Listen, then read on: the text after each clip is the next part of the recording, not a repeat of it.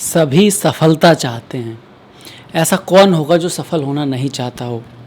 हाँ, ये हो सकता है कि गोल अलग है। किसी को आर्थिक लाइफ में पैसे का कमाना उसके लिए सफलता है। किसी के लिए सफलता कोई आर्ट, डिज़ाइन, क्रिएटिविटी में अपना फेम कमाना सफलता हो सकती है। किसी के लिए स्पिरिचुअल लाइफ, मन को समझना, आत्मा, धर्म, उसमें रमना, उसको जान पाना, यही सफलता है। पर सफलता सब कोई चाहता है और उसमें कोई बुराई भी नहीं है। पर एक बात ज़रूर है कि अगर आपकी सफलता आपके लिए अच्छी हो, ज़रूरी नहीं है। कई बार हम जब असफल होते हैं तो कोई दूसरा रास्ता खुलता है। या आप ये भी कह सकते हो कई बार हम असफल होते ही इसलिए हैं कि हमको जाना कहीं और होता है। ईश्वर का प्लान कुछ और होता है और हमारा प्लान कुछ और होता है। मैं हूँ आपके साथ डॉक्टर दिलीप, और वृषभ राशि को सितंबर का महीना कैसा रहेगा वृषभ राशि के लिए यही लेकर हाजिर हूँ। बहुत महत्वपूर्ण महीना है। इस महीने में ना तो कोई ग्रहण है जैसे कि अगस्त में था, और इसके साथ साथ यहाँ पर कई सारे ग्रह अपनी राशियों में भी आ गए। तो कुछ पॉजिटिव सा ही महीना है, बेहतर महीना है। जैसे कि बुध अपने ही राशि में आएंगे, आपके पंचम भाव में कन्या राशि में, और कन्या राशि में ही सूर्य भी आ जाएंगे 17 तारीख को। वहीं जो शुक्र, जो कि आप ही की राशि के स्वामी हैं, वृषभ के स्वामी कौन है? शुक्र हैं। तुला के भी स्वामी कौन है? शुक्र हैं। वो अपनी राशि में, तुला राशि में ही रहने वाले हैं, अपने मूल त्रिकोण राशि में रहने वाले हैं, आपके छठे भाव में। वहीं मंगल की बात की जाए तो मंगल अब गुरु के साथ आ रहे हैं। अब तक वो अपने शत्रु के भाव में थे। बुध और मंगल की मित्रता नहीं है। बुध बुद्धि है, प्लानिंग है, कहीं ना कहीं चीज़ों को याद करना है, नॉलेज है, विजडम है। मंगल एक्शन है, डिसिप्लिन है, ऊर्जा है। तो थोड़ा सा कह सकते हो अपोजिट तरह की एनर्जी है। तो मंगल अब अपने मित्र चंद्र की राशि में गुरु के साथ बैठेंगे। हालांकि वो अपने मित्र चंद्र की राशि में नीच के भी होते हैं, पर चूंकि गुरु के संग है तो नीच तो भंग हो चुका है। इसके बारे में बात करेंगे। गुरु कर्क राशि में चली रहे, अपने उच्च की राशि में है। साथ में ही शनि आपके एकादश भाव में, आखिरी कालपुरुष की आखिरी राशि मीन में है, और कालपुरुष के आखिरी नक्षत्र रेवती में गोचर कर रहे हैं वक्री होकर। राहु केतु में भी आप मान लो कि सुधार तो हुआ है। पहले महीने राहु ने आपका कहोगे कि चंद्र ग्रहण बनाया 28 तारीख को अगस्त में, और केतु ने 12 अगस्त को सूर्य ग्रहण बनाया था। मतलब उनका जो कनेक्शन हुआ था ऐसी इस तरह से हुआ कि ग्रहण पड़े। इस महीने कोई ग्रहण नहीं है, बस खाली राहु और केतु जरूर बैठे हैं। राहु दशम में, केतु आपके चौथे भाव में। अब आ जाते हैं रिजल्ट के ऊपर। देखिए, रिजल्ट की बात की जाए तो अगर करियर की बात की जाए तो पॉजिटिव महीना है, बहुत अच्छा महीना कह सकते हैं आप इसको, इन कंपेरिजन टू अदर। क्यों? एक तो राहु जो है अकेले हैं, किसी ग्रह को वो ग्रहण नहीं लगा रहे हैं। दसम में जब राहु होते हैं तो बोलते हैं दुनिया जिसके बस में, राहु उसके दस में। अब कहीं ऐसा नहीं कि दुनिया ही बस में, पर हाँ, राहु दसम में आपको एम्बिशन देते हैं, बाहर ले जाते हैं, आपकी बाउंड्री से, जिसको बोलते हैं कंफर्ट जोन से बाहर निकालने की कोशिश करते हैं। और व्यक्ति ना रिस्क लेता है, वो प्रॉब्लम से भागता नहीं है, वो प्रॉब्लम की तरफ भागता है, उसके सॉल्यूशन की तरफ जाता है। तो फिर उसको कहीं ना कहीं सॉल्यूशन मिलता ही है। जहाँ चाह होती है वहाँ राह होती है। कई बार लोग इसलिए असफल होते हैं कि उन्होंने कभी ज़्यादा कोशिश की ही नहीं, या फिर ऐसी जगह कोशिश की जहाँ उन्हें भी पता था कि चांस तो बहुत ही कम है और एकदम इम्पॉसिबल सी जगह। अदरवाइज़ मेनली लोग इसलिए असफल होते हैं क्योंकि बहुत सारी चीज़ें थीं जो वो करना चाहते थे, पर लोग क्या कहेंगे, दुनिया क्या कहेगी, ये सोच के अवॉइड करते रहे। पर राहु आपको विवश करते हैं, महत्वाकांक्षी बनाते हैं। राहु दसम भाव में व्यक्ति को नेम फेम देते हैं, फौरन चीज़ों से लाभ कराते हैं। साथ में ही दसम का स्वामी एकादश में भी बैठा हुआ है, तो ये भी करीब। साथ में बुध जो है, जो कि आपकी कुंडली के पंचमेश हैं, पंचम भाव के स्वामी हैं, धन भाव के स्वामी हैं, वो अपनी ही राशि में बैठे हैं। इसको छत्र नाम का राजयोग भी आप कह सकते हो। जब धन का स्वामी या लाभ का स्वामी केंद्र त्रिकोण में बैठ जाए तो ये राजयोग जैसा सा ही होता है। मेनली ये धन योग होता है, लक्ष्मी योग होता है, पैसे का योग होता है। तो धन तो आएगा जब ही ना, जब कुछ अच्छा होगा, कहीं से कोई लाभ होगा, कोई प्रमोशन होगा, कहीं जॉब लगेगी, कुछ काम चलेगा, कुछ ना कुछ ऐसा होगा जो आर्थिक रूप से अच्छा है। उसका योग किसने बनाया? बुध ने। कब से बनाया? 7 तारीख से लेकर और करीब 26 तारीख तक, लगभग पूरे महीने, क्योंकि 26 के बाद तो बुध छठे भाव में चले जाएंगे वहाँ पर भी अच्छा ही करते हैं, पर तब तक जरूर लक्ष्मी योग बना के बैठे हैं, धन योग बना के बैठे हैं बुध। साथ में ही केंद्र का स्वामी अर्थात सूर्य भी यहाँ आ जाएंगे 17 तारीख से। 17 तारीख से और 26 तारीख तक डबल राजयोग आप सकते हो, लक्ष्मी योग भी है और राजयोग भी है। 17 से पहले ये सूर्य जो है वो चौथे भाव में है, तो 17 से पहले मैं कहूँगा माता के साथ, जनता के साथ, लोगों के साथ थोड़ा सा बना के रखें, थोड़ा मधुर बोलें। कुछ खटपट हो सकती है घर में, क्योंकि केतु आप भी जानते हैं, केतु राहु सूर्य के साथ कुछ बहुत अच्छे फ्रेंड तो है नहीं।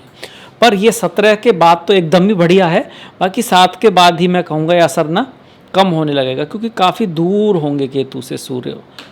5-6 तारीख से ही आप कह सकते हो, पर हाँ फिर भी 4-5-6 तक तो थोड़ा ख्याल रखना पड़ेगा। 28 को तो आपका चंद्र ग्रहण पड़ा ही है।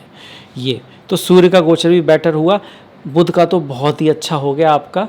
वहीं शुक्र की बात करें तो शुक्र जो है अपनी राशि में छठे भाव में, मतलब कोई व्यक्ति युद्ध की तरफ जाएगा, चैलेंज की तरफ जाएगा, प्रॉब्लम की तरफ जाएगा, ऑब्स्टिकल की तरफ जाएगा, कंपटीशन की तरफ जाएगा, लड़ाई की तरफ जाएगा, और उसको अपनी बुद्धि से, अपने ज्ञान से, अपनी डिप्लोमेसी से, अपनी नीति से उससे जीतेगा, उसमें विजय प्राप्त करेगा, उसमें सक्सेस प्राप्त करेगा।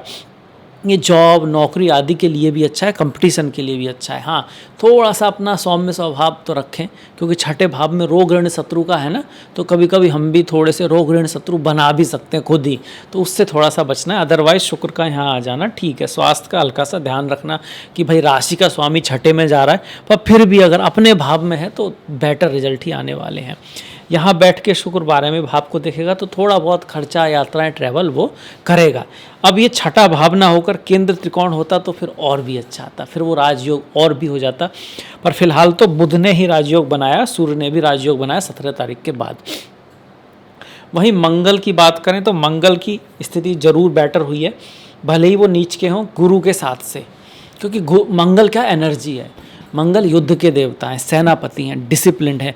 मंगल व्यक्ति को एक आप ये कह सकते हो जैसे सेनापति हो ना, उसका काम क्या होता है, पूरी जो सेना है उसको कंट्रोल करना, युद्ध की नीति बनाना, अटैक करना, विजय प्राप्त करना। तो एक तरह का प्लानर भी आप इसको कह सकते हो। पर मंगल के पास दूरदृष्टि नहीं है, वो राजा नहीं है, वो गुरु नहीं है, उसके पास ज्ञान उतना नहीं है। तो उसको जब नॉलेज, विजडम, ज्ञान मिल जाता है तो एनर्जी, ऊर्जा, करंट में एकदम से कुछ शॉर्ट टर्म में प्लानिंग बनाना वो तो उसके पास है ही। तो फिर वो मंगल कैसा हो जाता है, ऑस्पिशियस हो जाता है, ब्लेस करने वाला हो जाता है, अच्छा हो जाता है, भले ही वो कर्क राशि में ही हो। तो वही हो गया गुरु के साथ आने पर। हाँ कर्क राशि में है तो हो सकता है किसी बात को लेके आपको थोड़ा सा झुकना पड़े, हो सकता है आपको थोड़ा बहुत अपनी वैल्यूज़ को साइड में रख के सही फैसला लेना पड़े, जहाँ पर दूसरे के बारे में भी आप थोड़ा ज़्यादा सोचो। उच्च के ग्रह दूसरे के बारे में ज़्यादा नहीं सोचते, अपनी वैल्यूज़ के बारे में ज़्यादा सोचते हैं। सही है तो सही है, ये न्याय संगत है तो यही है, और उनका नज़रिया अपने थॉट के अनुसार होता है, वो दूसरों को ज़्यादा कंसीडर में नहीं लेते हैं। इसी वजह से बोलते हैं कि उच्च के ग्रह ईगो बढ़ा देते हैं, व्यक्ति का अभिमान बढ़ा देते हैं, स्वाभिमान ज़्यादा ही कुछ कर देते हैं। तो इस मामले में नीच के ग्रह बेटर ही हैं, ख़राब नहीं है, और ख़ास करके जब गुरु के साथ में आ गए हैं। अब यहाँ मंगल है भी तीसरे भाव में, तीसरे भाव में वैसे भी मंगल को शुभ माना गया है, वो परास्त करता है अपनी प्रॉब्लम्स को, वो जीतता है अपने ऑब्स्टिकल्स को, वो आप कहिएगा उस एनर्जी का प्रयोग ऐसी जगह करता है जहाँ उसको करना चाहिए, ना कि रिश्तों में, ना कि रिलेशंस में, ना कि दोस्तों के साथ। तो वो तीसरे भाव में मंगल का आना मंगल की एनर्जी को सूट करता है, और वहीं गुरु का भी आशीर्वाद उसको मिल गया है। यहाँ बैठ के मंगल 1, 2, 3, 4 रोग ऋण शत्रु को समाप्त करेंगे, भाग्य के लिए प्रयत्न करेंगे, और करियर के मामले में बहुत सारा प्रयास करने की कोशिश करेंगे। अब चूंकि दसम भाव पर राहु और मंगल दोनों का असर आ गया, 2 मैलेफिक मिल गए, तो ऐसे में आपको थोड़ा सा इस चीज़ से सावधान रहना है कि कोई आपके बारे में बुरी अफवाह ना फैलाए, कोई पीछे से कोई पॉलिटिक्स ना करे, क्योंकि दसम भाव आपके यश और अपयश का है, दोनों का है। अपयश कई बार झूठा भी होता है, क्योंकि राहु तो धोखा है ना, सामने से कुछ पीछे कुछ पॉलिटिक्स वगैरह भी राहु से आता है। तो वो चीज़ें जो हैं वर्क प्लेस पे हो सकती हैं, इसको भी दिखा रहा है कौन, राहु और मंगल की ये जो स्थिति है। यहाँ पर मंगल, राहु मंगल एक दूसरे से भी 1, 2, 3, 4, 5, 6, 7, 8 8 और 6 8 में है। ऐसे में किसी की मंगल राहु की दशा महादशा है तो उसको थोड़ा सावधान रहना चाहिए। और राहु और मंगल और गुरु की है तो बढ़िया है, फिर अच्छा है। यहाँ बैठ के गुरु 1 2 3 4 5 शादी विवाह के लिए भी बहुत अच्छे योग बना रहे हैं। आपकी शादी में, विवाह में, एक तो अगर सिंगल है तो उसके होने के चांस हैं। अगर आप ऑलरेडी हैं तो आपके स्पाउस के साथ आपके रिश्ते बढ़ेंगे। आपके व्यापार बिजनेस में भी बढ़ोतरी होगी। हालांकि चेंज ऑफ प्लेस और थोड़ा बहुत आप ये कहेंगे कि आपको ऐसा महसूस होगा कि चीज़ें तो बहुत हैं, अपॉर्चुनिटी तो बहुत है, पर कहीं ना कहीं एक बंधन सा है। एक्शन लेने में कुछ ना कुछ थोड़ी देर डिले हो रही है, क्योंकि ये मॉडर्न कारक स्थान भी होता है गुरु के लिए। यहाँ पे गुरु देख तो बहुत कुछ पाते हैं, पर जब बात करने की आती है तो कर नहीं पाते। ये थोड़ा देखा गया, तो उस चीज़ का आपको ध्यान रखना है। गुरु की नवम भाव पर दृष्टि तो अच्छी है, भाग्य के लिए भी अच्छी है, धर्म के लिए भी अच्छी है, आपको अच्छी चीज़ों के लिए प्रेरित करती है।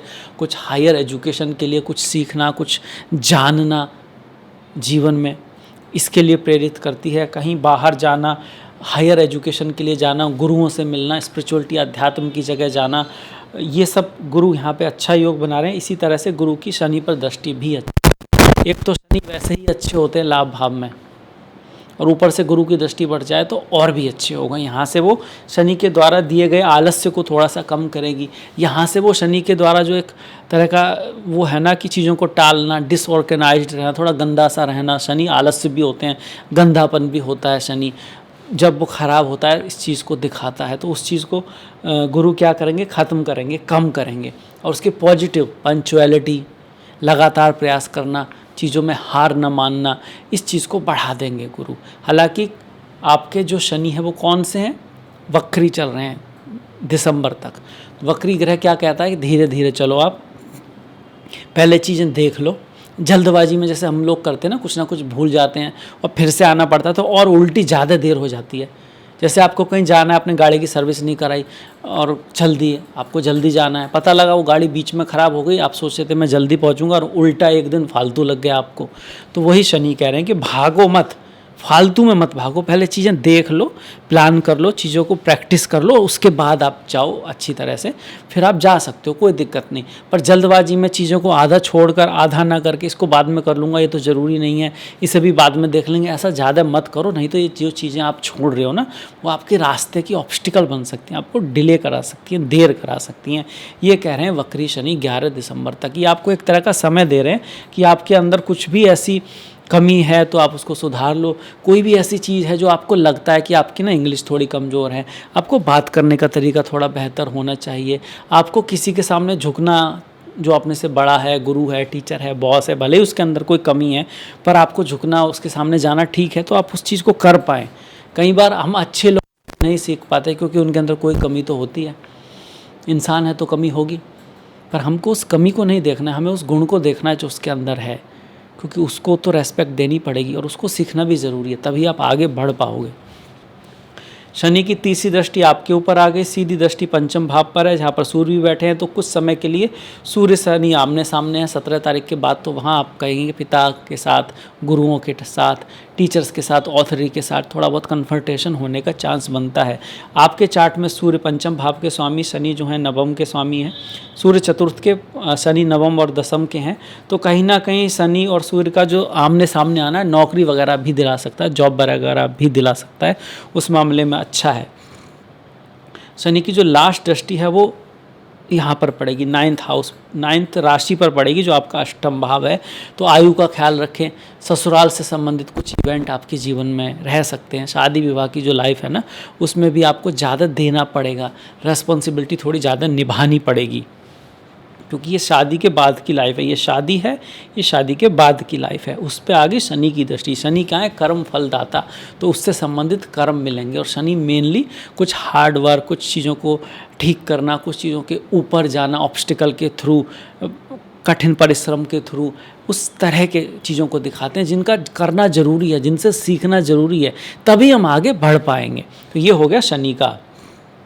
गुरु, मंगल, सूर्य, बुध, शुक्र सब हो गए, राहु भी हो गए, केतु चौथे भाव में। मन को थोड़ा सा संभाल के रखें, माता के साथ रिश्तों को बना के रखें, जनता का प्यार आपको मिलता रहे, मतलब लोगों के साथ, अपने दोस्तों के साथ थोड़े रिलेशन रखें, क्योंकि केतु कभी कभी बहुत ज़्यादा वर्क में इन्वॉल्व कर देता है, चौथे भाव में आता है और आप अपने दोस्तों को, माता को भूल ही जाते हो, ऐसा भी होता है, मतलब याद नहीं आता आपको, आपका मन ज़्यादा करियर ओरिएंटेड हो जाता है, काम ओरिएंटेड हो जाता है, तो आपको एक बैलेंस रखना है। वैसे केतु चौथे भाव में आपको वैराग्य आदि के लिए अच्छे होते हैं, मन से वैराग्य आदि के लिए अच्छे होते हैं, क्योंकि ये मोक्ष स्थान है। 4, 8, 12, 12 में तो एकदम मोक्ष ही है, पर हैं ये भी कहीं ना कहीं मोक्ष। दो ट्रायंगल होता है ना, धर्म का ट्रायंगल, अर्थ का ट्रायंगल, 2, 6, 10, फिर काम का ट्रायंगल 3, 7, 11, तो ऐसे ही मोक्ष का होता है 4, 8, 12। ये कहीं ना कहीं व्यक्ति की जो अंदरूनी लाइफ है ना उसको दिखाते हैं, जैसे कि खुशी है, संतुष्टि है, वो अंदर से आती है, नहीं तो बड़े बड़े लोग भी संतुष्ट नहीं है, आपके अंदर होती है संतुष्टि। ये जो अष्टम भाव है ये भी छुपी हुई बातों का है, छुपी हुई इमोशंस का है, जो दिखते नहीं है। 12वां भाव भी आपके मोक्ष का है, असली स्वतंत्रता का है, मन से। असली में स्वतंत्र वही है जिसको और कुछ पाने को बाकी नहीं रहा है। अदरवाइज आपने बहुत कुछ भी पा लिया और बहुत कुछ बचा है तो अभी तो आप प्रोसेस में ही हो ना, स्वतंत्र कहाँ हुए हो। तो वो इस चीज़ को दिखाता है। 4, 8, 12 सारे ग्रह देख लिए। अब चलते हैं थोड़ा सा त्योहारों की तरफ। जन्माष्टमी है। ओम नमो नारायणाय, ओम नमो भगवते वासुदेवाय। हरे कृष्ण कृष्ण कृष्ण हरे हरे। जन्माष्टमी की आपको बहुत बहुत बधाई हो। 4 तारीख की जन्माष्टमी है। पूरा भारत, पूरा इंडिया, पूरी दुनिया जन्माष्टमी को मनाती है, व्रत रखती है, कुछ लोग गीता का पाठ करते हैं, तो आपको बहुत बहुत शुभकामनाएं। 14 तारीख की गणेश चतुर्थी है, हरितालिका तीज भी है, 25 की अनंत चतुर्दशी है आपकी। 26 जो तारीख है ना, भाद्रपद पूर्णिमा है, और 26 तारीख से ही पितृपक्ष चलेगा जो 10 अक्टूबर तक जाएगा। भाद्रपद ये जो शब्द है ना, पूर्व भाद्रपद, उत्तरा भाद्रपद नक्षत्र, इसका अर्थ पितरों से है। 7 तारीख को अजा एकादशी है और 22 तारीख को परिवर्तनी एकादशी है। ओम नमो नारायणाय, ओम नमो भगवते वासुदेवाय। 8 तारीख को भौमा प्रदोष व्रत, 24 को प्रदोष व्रत सिंपल वाला गुरुवार के दिन पड़ेगा ये, और 9 तारीख की शिवरात्रि है। चिदानंद रूपा शिवोहम शिवोहम ओम नमः शिवाय। 29 की संकष्टी है। 11 तारीख को भाद्रपद की अमावस्या है आपकी, मतलब 11 तारीख से भाद्रपद का महीना स्टार्ट होगा आपका, और 17 तारीख को सूर्य कन्या राशि में आ जाएंगे। तो सूर्य जब कन्या राशि में आते हैं ना कहीं पितरों से जुड़ी हुई चीज़ें स्टार्ट हो जाती हैं, और उसके बाद तो फिर आपका 26 सितंबर से लेकर 10 अक्टूबर तक तो पितृपक्ष है ही। पितृपक्ष को कुछ लोग अशुभ मानते हैं, वास्तव में ऐसा कुछ है नहीं। ये अपने पितरों के लिए डेडिकेटेड समय है, तो इसमें हम शादी, विवाह और कोई इस तरह के भौतिक कामों को छोड़कर स्पिरिचुअल काम, ध्यान करना, दान करना, किसी की हेल्प करना, अपने पितरों के नाम से कुछ किसी की मदद करना, उन चीज़ों को समर्पित करते हैं। उन चीज़ों के लिए ये ऑस्पिशियस समय है, अच्छा समय है। तो इसी के साथ मैं आपसे विदा लेता हूँ। कैसा लगा ज़रूर बताइएगा, आपके विचार, आपके कुछ सुझाव ज़रूर दीजिएगा। आपने अंत तक देखा, इसके लिए आपका बहुत बहुत धन्यवाद। अगर आपको ज्योतिष में रुचि है और आपने अभी तक सब्सक्राइब नहीं किया तो कर सकते हैं। नेक्स्ट वीडियो तक अपना ख्याल रखें। थैंक यू, धन्यवाद, नमस्कार।